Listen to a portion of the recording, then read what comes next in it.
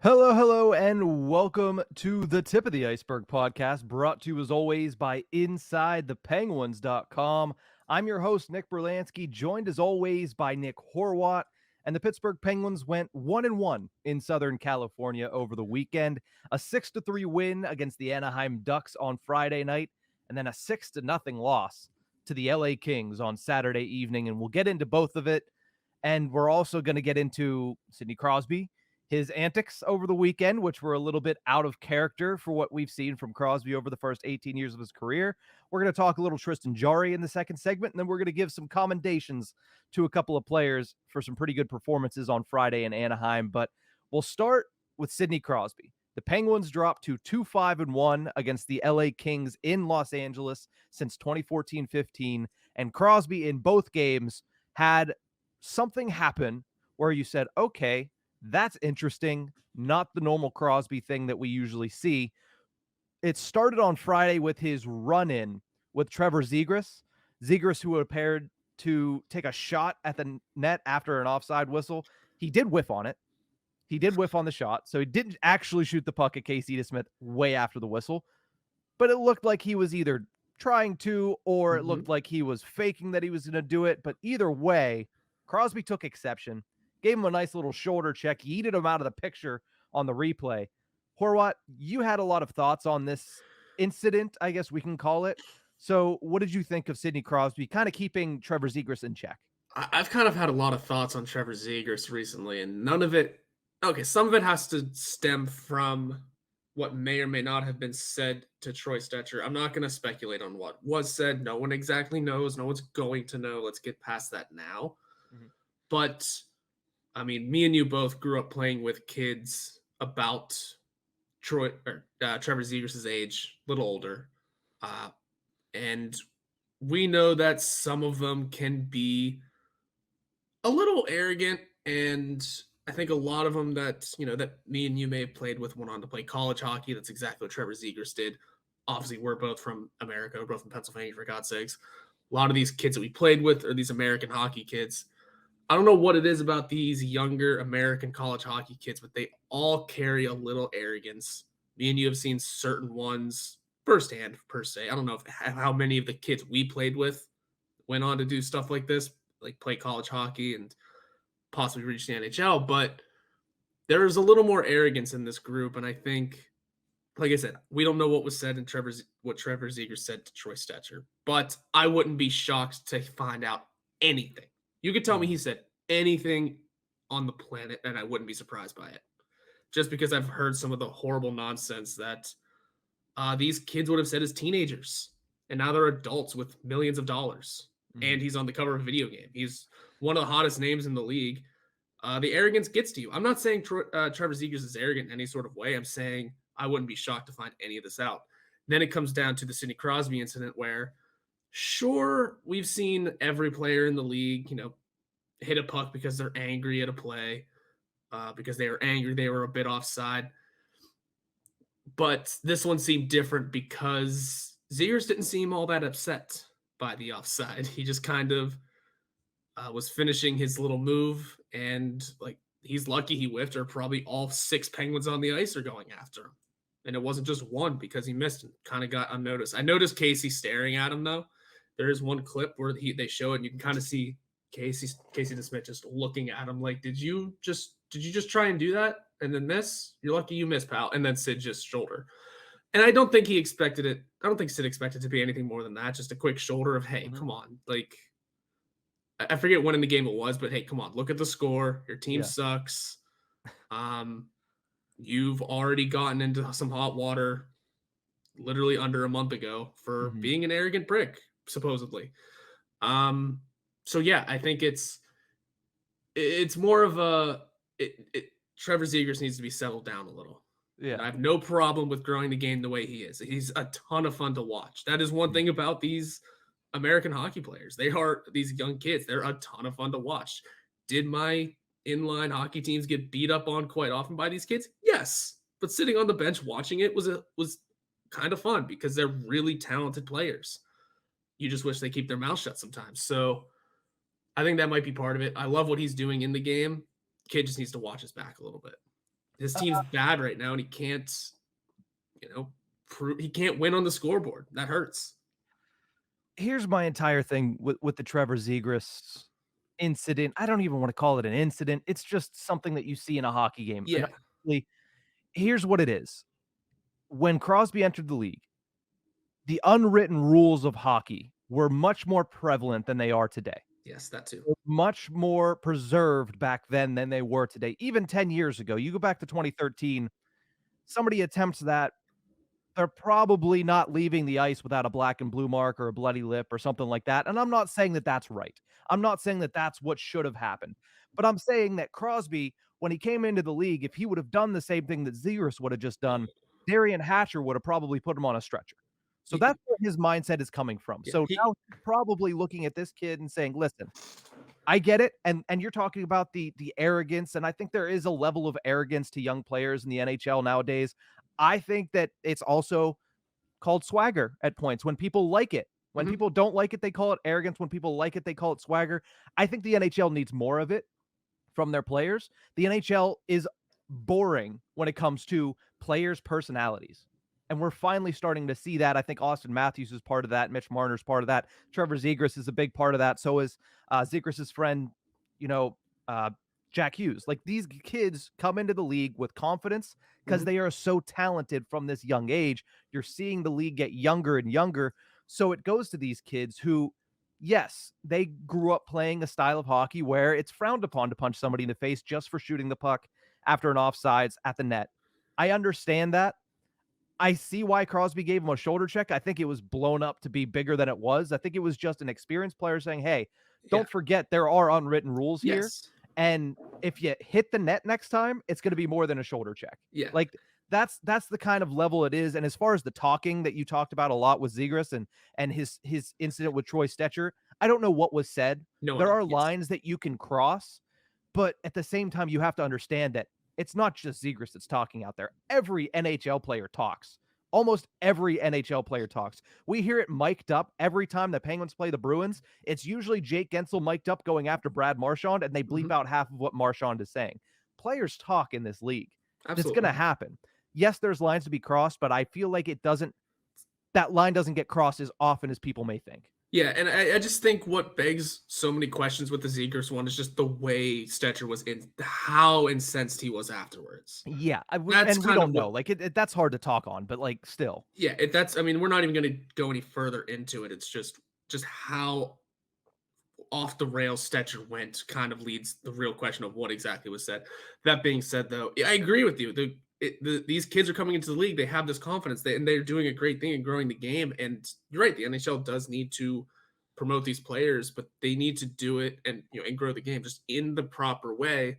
And firing a puck after the whistle is not the proper way, at least in my eyes, probably in a lot of players' eyes. And also, you do that in a video game, and it's an automatic fight. Yeah, Do that in that's a true. video. Think about that. You can't do it in a video game. Yeah. You pop on NHL, whatever, right now.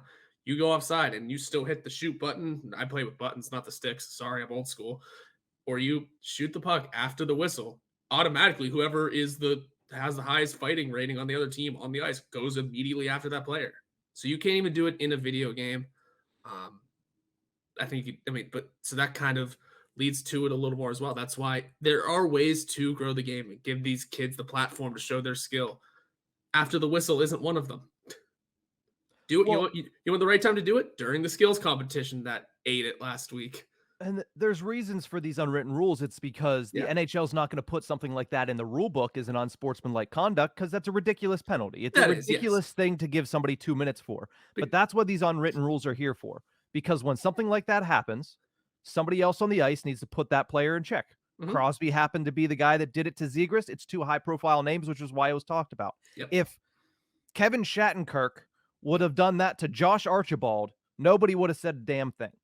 But Sidney Crosby, the perennial face of the league for however many years he was, against Trevor Zegras, who's quickly becoming one of the faces of the league, that's going to get headlines. That's what happens. But again, it's the sport policing itself, and that's what the unwritten rules are there for. There's people that have been saying, well, should that be a penalty? No, Nothing should be a penalty on that. Also saying, oh, well, these unwritten rules, who cares? It's like a lot of people care. There's a reason they care. It's because it's the league policing itself, where they don't need to get the stripes involved, because we've seen in multiple sports that we need less involvement from the guys in black and white out there with the whistles. So this is one of those things that the league polices itself. I thought it was interesting that, it got blown up as much as it did. But then we saw what happened the next day. Crosby gets ejected from Saturday night's game against the LA Kings. He was cross-checked in the third period in front of the net by Kings defenseman Mikey Anderson. The penalty was called for cross-checking.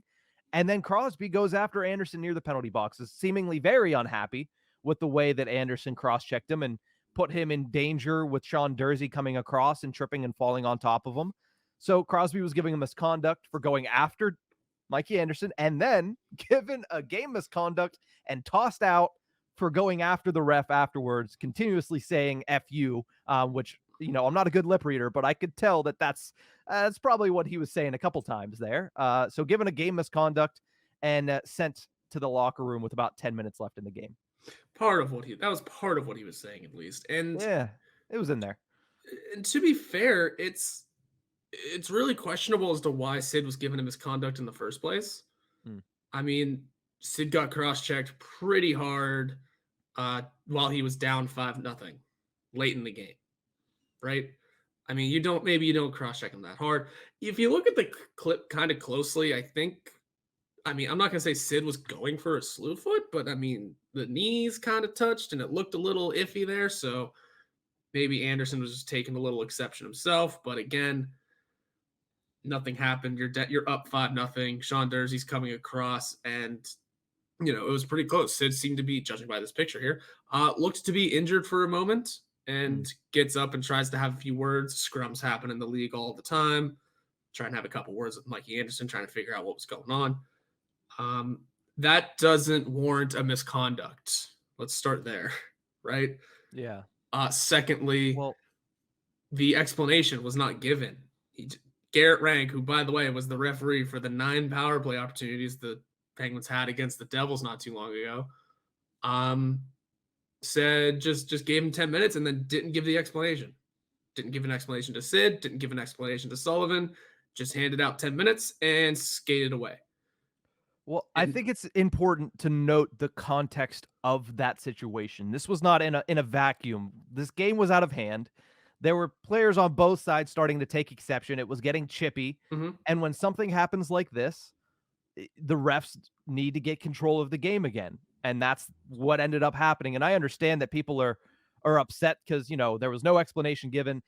What did Sid do that warranted a game misconduct?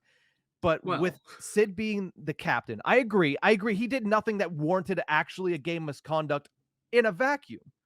But in the context of this game, look at what's going on. Both of these teams, high-profile teams. You have one in LA, a big market, regardless of how much they love hockey or not, and Pittsburgh, one of the biggest hockey markets in the nation, with, again, I said it with the Ziegler situation, one of the faces of the NHL going after an NHL referee, literally tracking him all over the ice.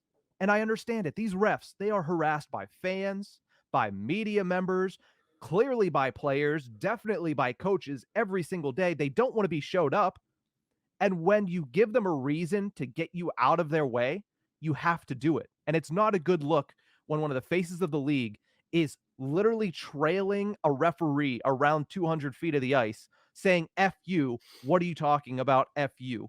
To get control of that situation, you need to send a message, and Crosby ended up being the message that he sent. Now, did he do anything that warranted being tossed? No. But in that situation, the ref's trying to get control of the game. He understands that Crosby, for the next 10 minutes, it's not going to bring the Penguins back from 5-0. It's not going to change the actual outcome of the game. And this guy is going to do nothing but cause more problems the rest of the game. So he's tossed. It's happened to me before where all I did was face wash a guy. And this is, again, going back to playing days like we did earlier in the show. I face washed a guy and pointed up to the scoreboard and said, why are you snowing my goaltender? Another unwritten rule was broken. And the ref, who knows me, said, get to the bench, and told my coach, don't let him back on the ice or I'll give him misconduct. Like, the referees have to do that sometimes. Like, listen, this game is over. I don't need your player causing more issues on the ice. So just go. And now in the NHL, they're not going to tell him to keep him on the bench because that's never going to work. You know, these guys are getting paid millions of dollars. You're not going to be like, hey, keep Sidney Crosby on the bench, and Sullivan's going to go, yep, all right, gotcha. Yeah, we'll do on that one. So what do they do at the NHL level? They toss him. And that's what happened. And honestly, I understand that he did nothing really to warrant that, but I understand in the moment why they would do something like that.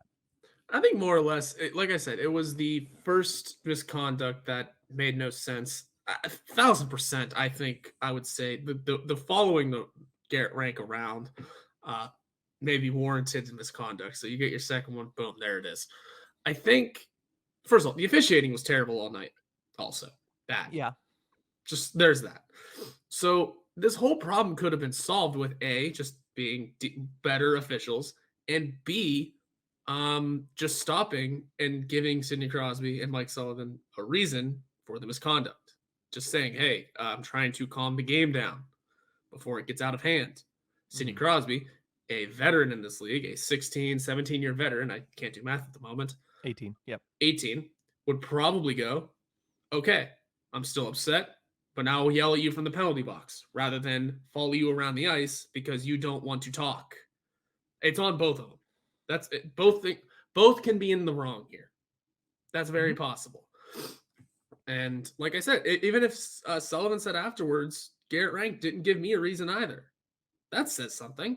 It wasn't just, hey, he gave me a misconduct. He told Sid went off. No, it was Garrett Rank told nobody why he was doing what he did.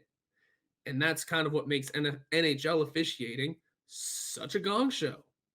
They don't care. They'll just call things and there's no repercussions for it. I forget which leagues are that referees are available after for questions. I believe it's the NBA. That needs to happen a little bit more often for more leagues. Just, hey, why'd you call this way?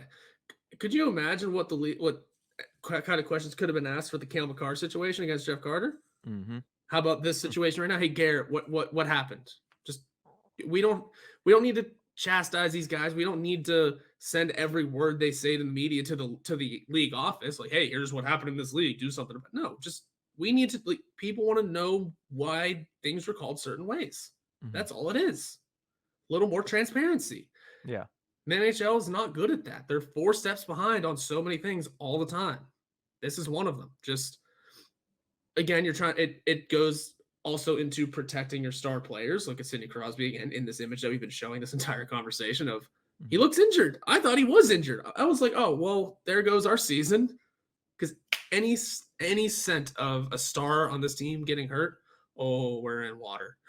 We are in hot water. So I was a little concerned at first, and I saw him getting up and very clearly skating around after Garrett Rank. I went, oh, he's fine. We're good. Nothing going on here.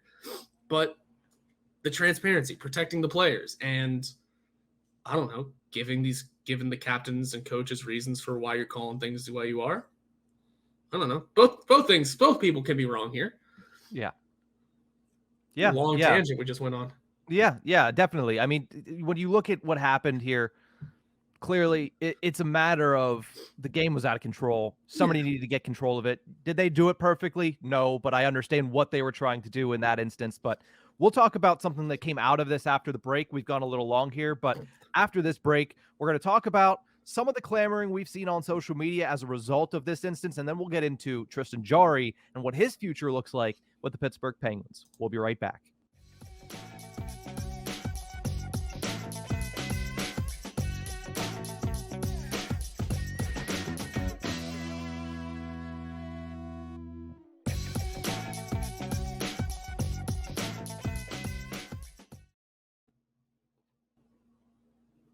Welcome back to the Tip of the Ice-Burgh podcast, brought to you as always by InsideThePenguins.com.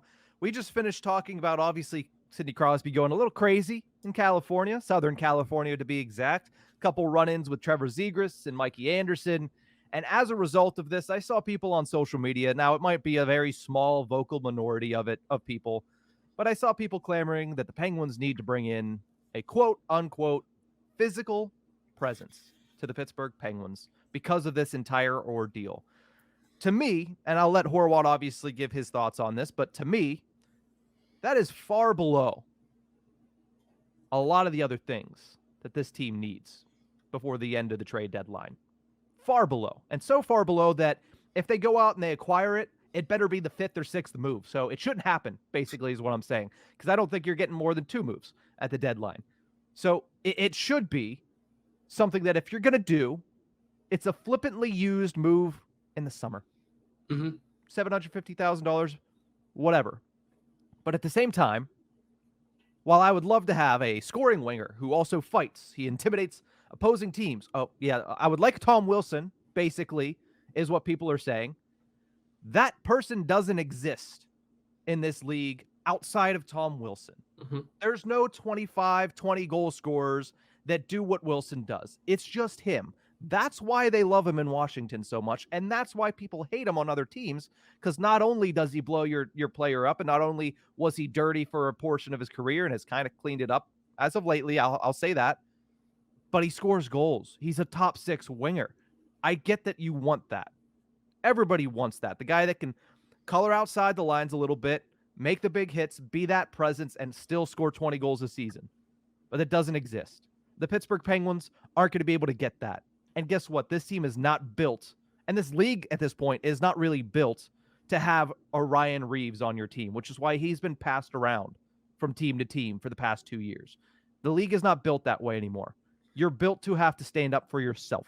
There's no Mike Rupps in this league anymore. There's no Donald Brashears in this league anymore. That's just not something that the Penguins, first of all, can afford to go out and spend money on right now, because they have to get so many other things to fix. And also, that's not going to fix your problems. It really isn't going to fix your problems. The players need to stand up for themselves, and they need to stand up for each other that are on the ice. It doesn't need to be, bringing back Ryan Reeves. It needs to be a player like Brian Rust or Rickard Rakell getting in there and saying, all right, you're going to get a face wash, you might get a jab or two, but just stand up for each other. But this league in a whole is not as physical as it used to be, and it's never going to get back to that. So if you're hoping for that, I suggest you just watch old YouTube clips, because you're not going to see that in today's NHL. Yeah, no, you're not. It's Tom Wilson's one. I just can't think of another. Because there isn't. Yeah. There's nobody like that. He's really a unicorn. I mean, the Penguins don't even have a close equivalent. Like, Jason Zucker's up there because he throws the body, but that's it. I mean, there's nothing else that comes from it. He throws the body and can score at a pretty good rate, especially this year. No, the Penguins don't need to go out and get that Ryan Reeves type. Matt Cook, Eric Goddard. No, it's not necessary. It's not out of main concern. Right now they need to fix the bottom 6. They need to maybe get a defenseman in there, but at the same time relieve the surplus of defensemen. Cap space needs to be figured out as well. And maybe goaltending. There are so many more issues that are of more importance than, hey, we need a tough guy to protect Crosby, Malkin, Letang. All 3 of those guys have been in this league for over 15 years. They know how to protect themselves, which is exactly what Sid was kind of doing in the case of against LA. It's exactly what he's been doing since his rookie season. He hasn't had protection. He's had guys that can mix it up every now and again, and that's if you're going to make a move for someone like that to be protection, it doesn't need to be much. It just needs to be someone who's just in there to mix it up. Patrick Hornquist comes to mind, just in there to mix it up. Chris Kunitz comes to mind, can score, can just be a wrecking ball, mixing it up. That's all it needs to be. It doesn't need to be Ryan Reeves. He's going to play 4 minutes a night, and he's going to spend 10 of them in the penalty box. No, because first of all, Mike Sullivan's not going to play him. We've seen this already with literally Ryan Reeves. He's not going to play him. And when he does, like I just said, 5 minutes a night. I'd love to pull up Ryan Reeves' numbers from Pittsburgh. But that's just how it's going to go. They're not a necessary asset on this team yet. If we get other things figured out and this team can roll 4 lines again and have good defense and have good goaltending, then that discussion can be had. Like you said, that's an off-season discussion maybe, right? Yes. Yeah. That's more of an off-season discussion if you even have it. I don't think you should have it. I don't think it's necessary. I don't think that's something the Penguins need on this team right now. I mean, that stage they're at. And you know what you want to say? People are like, people wouldn't bully Crosby if they had an enforcer. 2010-2011 Pittsburgh Penguins. We remember what happened in 2011 in that season? Sidney Crosby got his head taken off in the Winter Classic. You know who was on that team? Craig Adams, Aaron Asham, Matt Cook, Derek Englund, Eric Goddard. You know, the list goes down and down. Chris Kunitz was on that team. Yeah. Brooks Orpik was on that team. Mike Rupp was on that team. Eric Tangradi, Joe Vitale. You know, do I need to keep going? How many people were on that ice? And guess what? It still didn't prevent that. You know, you go back to that season. Was Crosby skating free because nobody was on his tail? No. It was starting at that point to become dinosaurs on the ice. Yeah. Aaron Asham was a dinosaur on the ice by the end of his career. Derek Englund was different because he was actually a good defenseman. Yeah. But he could also fight. Mm-hmm. But like Matt He also Cook, evaporated kind of quickly. Oh my God, Matt Cook by the end of his career. Yeah. They basically shunned him from the league because the league shifted focus so fast. So what I'm basically saying is there's not very many players that in today's NHL can provide what those guys provided at that point in time. Yeah. Are you curious, by the way? I have Ryan Reeves Penguins numbers with me here. I'm sure he averaged 6 minutes and 48 seconds. That's my guess. Very close. First of all, do you know how many games he played here? I would probably like 38. He played 58. I didn't realize it was 58. That many. Okay. Well, he played one, like, it was like almost a half season till the trade deadline. Yeah, like traded him like right around the deadline as part of that Ian Cole, that 3-team Ian Cole deal. Yeah, the Derek Brassard trade. Yeah. Yeah. So in 58 games, 8 points -9, 84 penalty minutes, just obviously. Mm-hmm. And you were right, 6 minutes and 45 seconds per game. Mike Sullivan in 58 games was not playing him. No. Even if we get someone like this to protect Sidney Crosby, to protect Evgeni Malkin, they're not going to do any good protecting because they're going to be sitting on the bench. Unless they want to serve 10-game suspensions all the time, there's no use. Mm-hmm. Yeah. And, you know, how big of a deal was Ryan Reeves in the playoffs last year? For the Rangers. Oh, that's right. He played for the Rangers. Correct. Yeah. Does everybody remember? Oh, what's he doing right now for the Minnesota Wild? That's where he's at right now. 44 games this season. Yeah. 0 goals, 6 assists, 26 penalty minutes. Averaging 9 minutes, though. But still. Exactly. Like, those players, and listen, Revo is a great locker room guy. That's why he's probably stuck around as long as he has. But you need guys, you know, Tom Wilson's a unicorn, I'll say that. But, like, even Patrick Maroon.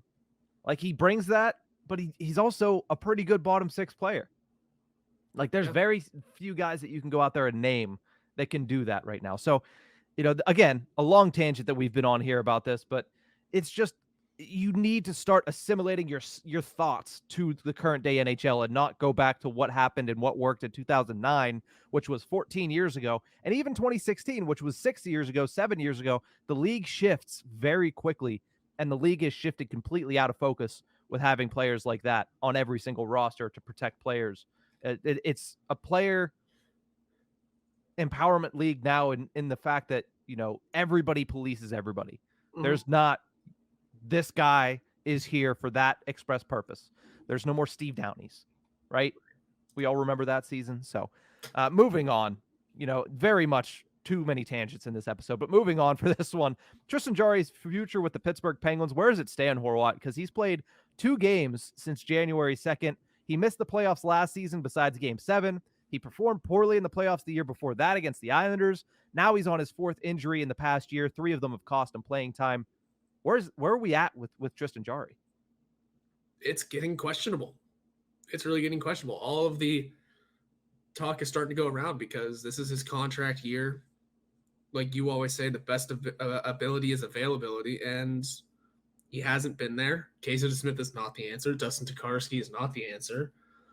But when Jarry is playing, he is a top 10 goaltender in the league. Look at before he went down with injury, he was up there in the top 5 with most statistics.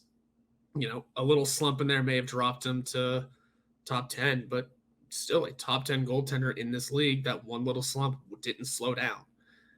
Multiple injuries, however, are getting in the way. And like I said, contract year. Does this affect not only his price tag? Like, what is he going to now be worth? Let's say he remains healthy for the rest of the season. And I think his contract at that point will be based on how he does in the playoffs. But for now, if things don't turn out right, let's say he just can't get it done. Penguins don't make the playoffs. But he was in there. There goes his contract entirely. What do the Penguins now? Because it's just pretty much just becoming Hextall's got big decisions to make in goaltending in that this for the next couple months, for this summer.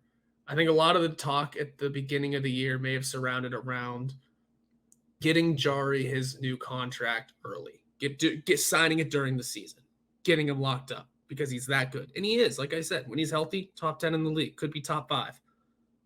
But these injuries have gotten in the way so much that you shouldn't pick up the phone with his agent until the offseason, until we know what he can bring you. He's pushed all that back.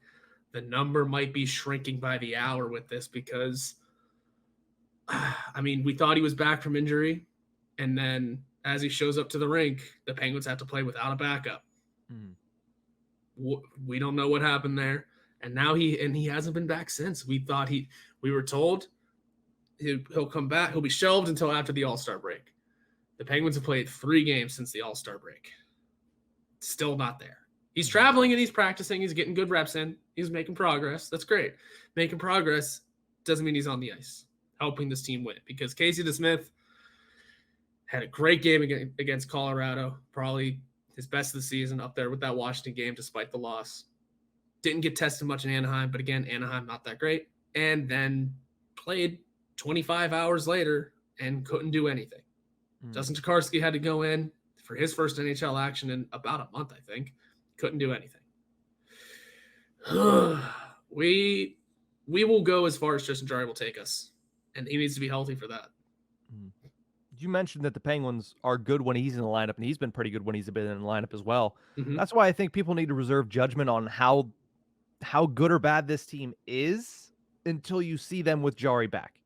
Because with Tristan Jarry, we talked about the slump. The Penguins had a losing streak in November that was really bad, and Jarry was performing poorly. But even with that included, he's 16-5-5 on the season, a .921 save percentage, 2.65 goals allowed average, and a shutout.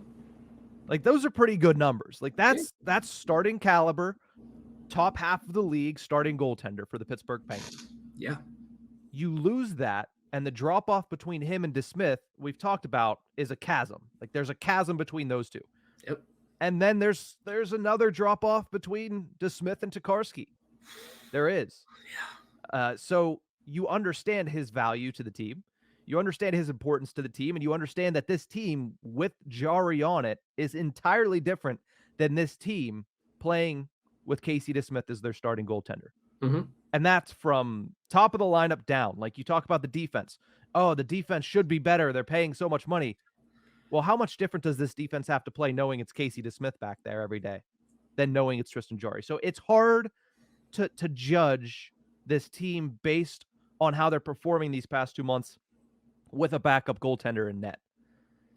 The question becomes, what do you do for his contract? He's currently making $3.5 million against the NHL salary cap. But if you look around the league, I think that he's going to be looking for something between the $5 and $6 million range. And I don't think I'm reinventing the wheel there. I think that's probably what you're looking at for Tristan Jarry. I think the Pens are going to want $5 million a year. Absolutely. I think Jarry is going to want $6 million a year. And I think my prediction is that you're going to come in around 5.4, 5.5, 5.6, depending on how the conversation goes there, because there are 3 goalies in this league that make over $9 million. And what, 2 of them shouldn't be? And 2 of them shouldn't be. Vasilevsky, Price, and Bobrovsky. The only one worth their weight there is Andrei Vasilevsky. There are 5 goaltenders in addition that make over $6 million. John Gibson, Matt Murray, Connor Hellebuyck, Markstrom, and Binnington. Again, maybe 2 of those 5 goaltenders are worth their weight in those deals. Yikes. It's a tough position to pay because you need it. We're seeing it firsthand this season for the Penguins. You need that position, and you need it to be solid, or your team's not going anywhere. But goaltending, as you say, Horwat, is voodoo. You can pay a guy, Matt Murray, Jordan Binnington, and not get what you're paying for. it's a tough position to pay for. My prediction is 5-5. I would give him 5-5. I would give him up to 5-7-5. Yeah. $6 million, maybe. Because also, I'm going to bring up the free agents for this summer, Horwat. Goaltending trades are tough to come by. So free agency is usually where you find it. Look on this list of free agents for this summer, and you tell me where there's a better value than Tristan Jarry. Because of these guys pictured, nobody has the same amount of wins, and nobody has as good as a save percentage as Tristan Jarry, despite the fact that Jarry has been out. And let's also remind you, Jarry is 27 years old. A lot of these names are a lot older than that. Yeah. So you look at these names. The only one that pops out to me skill-wise, that I could think of maybe possibly being as good if you had to replace him as a replacement for Tristan Jarry, and that's Frederik Andersen. And even he deals with injuries a lot. A lot, yeah. And even he isn't my ideal for this. I mean, everyone else on here, Jonathan Quick, old. Semyon Varlamov, old.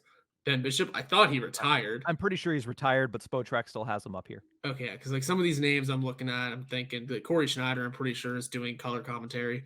Mm-hmm. Aiden Hill, no thanks. Mike Smith is waiting for a contract because he thinks he can get one. Lauren Brossoit is coasting in the A with Vegas. Good luck. Mackenzie Blackwood.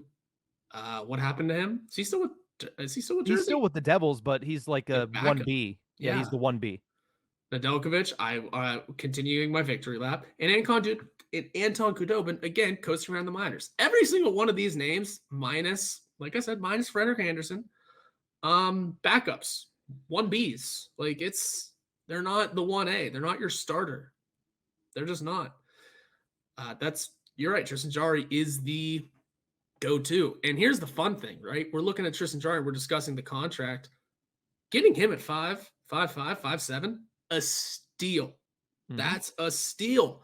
Think of what we paid, or think of what Ottawa paid for Matt Murray following his run in Pittsburgh. 6.25. Mm-hmm. Now, we weren't going to pay him 6.25. As a matter of fact, that's why we got rid of him. But that shows what 2 cups can do to you. 2 cups and then some pretty inconsistent play following. Got him $6.25 million with a team that needed to hit a cap floor. But some could argue that, hey, 2 cups is a rookie, and before the wheels fell off, Matt Murray could have been worth that money. Yeah. And now we see that he's retained salary in Toronto and trying to rebuild his career, but that's totally different. Tristan Jarry's not going to be worth 6.25. He's not. You want to know what one of the big reasons why? Playoff inconsistency, aka he hasn't been there. I mean, played 1 game last season, 6 the year prior and wasn't good, and then 1 the year before because we were too stubborn to put him in. Mm-hmm. And then the injuries this year.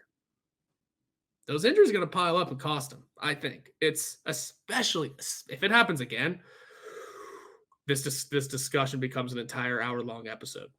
Mm-hmm. This discussion gets a lot longer if he gets injured again. Yeah. At any point. It could be, and like I said, it could be at any point. He could come back against San Jose, say, I need to miss another game. Like, not even serve as backup. I need to miss another game or 2 because I tweaked something. This discussion becomes an entire hour-long episode. And I think that's why you're seeing him being held out right now. I think they're slow rolling this because they can't afford another misstep. They can't afford him to be out again. It's already a detriment to the team that they're probably, it's hard to tell because the 3 teams at the top of the Metro have been so good. Mm-hmm. But if he is healthy throughout this entire stretch, they're probably fighting for 3rd or 2nd in the division and not trying to save their playoff lives because, when you look at him coming back, it's really interesting that they chose to start DeSmith on back-to-back days, don't you think? Like, yeah. I think what happened in my mind, tinfoil hat, warning, tinfoil hat, like this is no insider information behind it. What I feel happened, because you've seen Jarry with the team, he's been taking practice shots. Mm-hmm. I think what happened is they said, all right, we're expecting him to play against the Kings. It's the better team. We need the better goaltender in net. It's the second half of a back-to-back. Nope. That's what we need. So they say, DeSmith, you're going against Anaheim. I think you woke up on Saturday. Tristan Jarry said, I don't know. I feel this. I feel that. And they said, you know what? Shut him down. And they looked at the Kings roster and they looked at Dustin Tokarski and they said, well, Casey, your night wasn't that difficult last night, was it? And they put Casey DeSmith out there again because I feel like maybe they planned to have Jarry out there and he just wasn't ready. They're going to slow play this. So when he comes back, he should be back. Mm-hmm. Yeah. And that's how it has to be. And honestly, for his contract, I don't think injuries, I think at this level it will play a part. I don't think they cost him as much money as people would think. Right. I think the playoff unprovenness, that's not a word, but we're going to go with it. The playoff, the fact that he's unproven in the playoffs, I think that is going to cost him more than anything else. Because you talked about Matt Murray's contract. He was young. He'd been dealing with injuries, some personal issues, but he's two-time Stanley Cup champion. Bam. And still young. Tristan Jarry hasn't taken this team past the first round of the playoffs. That's going to hurt him more than anything else.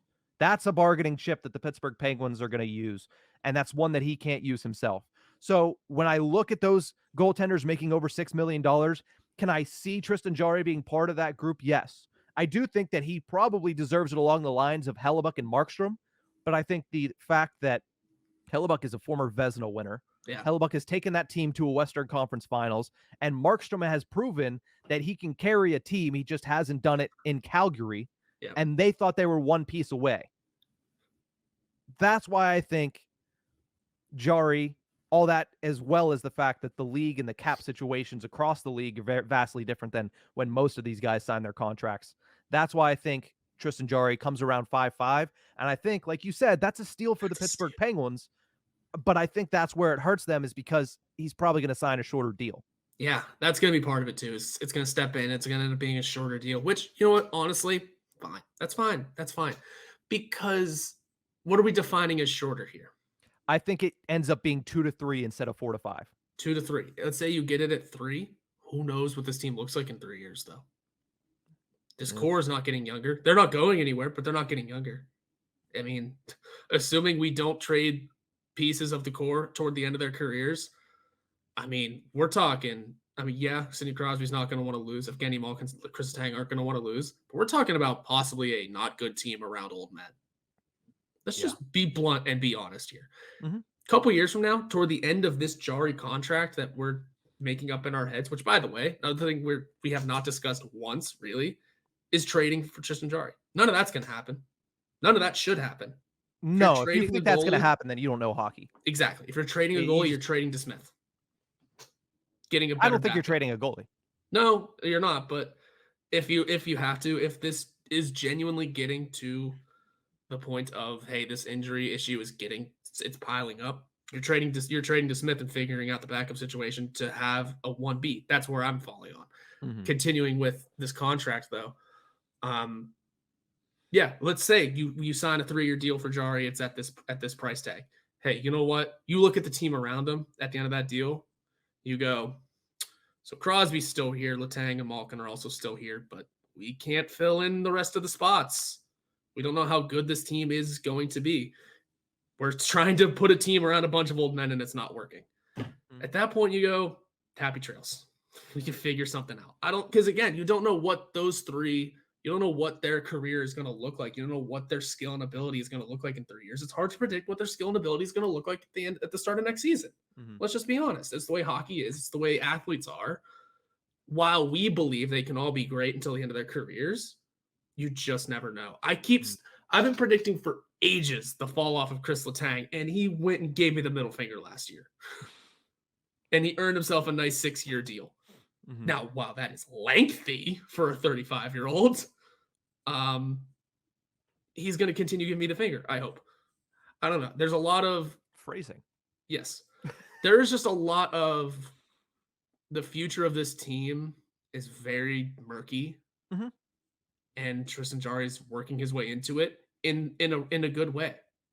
Really. It's a hard discussion to have because we're not the ones in the front office signing the contracts. We're just the ones talking about it. Nope. And neither of us have text conversations with Ron Hextall. So. Yeah, and neither of us played hockey at a high enough level to know what it's like in any of this situation. So it's all hard. I think if at the end of the day, if we're able to knock down Tristan Jarry contract at 5.5 max, steal of a deal. 3 years or 4 years at 5.5 would be a great contract for the Penguins. Yes, it would. It if would he be. can stay healthy. Yeah, the biggest question is Yep. he healthy? And if he's healthy, what does he look like in the playoffs? Like, was the Islanders thing a one-off because he hasn't had another chance at it? I'm gonna lean on it was a one-off, and I'm surely hoping of that. Yeah. Because this bottom six without any changes isn't gonna help you in the playoffs. Mhm. Tristan Jarry might be able to steal you around with this top six rolling on all cylinders. It's very well possible that Yep. this team can reach the playoffs. Now, again, we're gonna play Boston or Carolina. Oh boy. But maybe Tristan Jarry can steal around. Get in Marchand's head a little more. If they play Carolina, Carolina seems to forget how to play offense in the playoffs. So yeah, might be anything's might be a bit of an advantage there to play them versus playing the team that's probably going to win the President's Trophy. But before we get out of here, quick shout out to a couple of Penguins who had really good performances in Anaheim. Evgeni Malkin reaches 1,200 career points with his second assist against the Anaheim Ducks. He becomes the fourth active player to reach that mark behind Sid, Ovi, and Patrick Kane, but he was the second fastest to reach that milestone behind only Sidney Crosby. And also, shout out to P.O. Joseph. Gets a 3-point night on that evening with Chris Letang out of the lineup. He scores 2 goals, notches an assist against the Ducks for his second career 3-point game of his entire career.